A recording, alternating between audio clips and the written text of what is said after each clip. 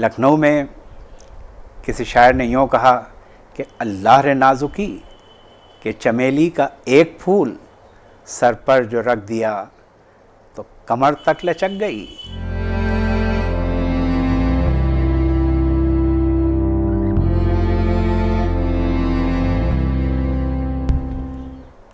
उर्दू ज़बान के सिलसिले से यह है कि कुतुब शाही पीरियड था, औरंगज़ेब का ज़माना था।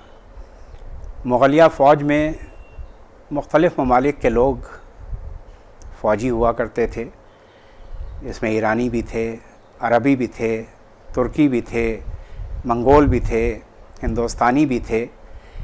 लेकिन एक कॉमन ज़बान का मसला था कि एक दूसरे को कैसे समझा जाए।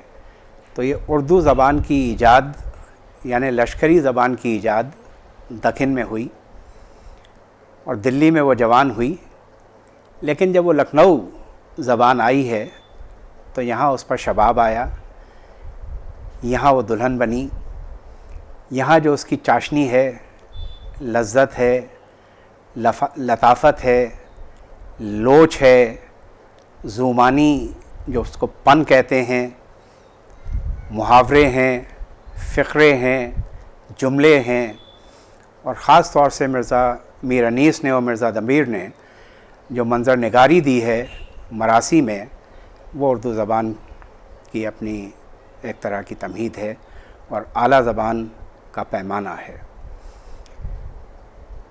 अब छोटे छोटे चंद अशार नज़ाकत के सिलसिले से, जैसे कि लखनऊ में नज़ाकत पाई जाती है, तो मीर तक़ी मीर ने फ़रमाया कि नाजुकी उनके लब की क्या कहिए, पंखड़ी एक गुलाब की सी है।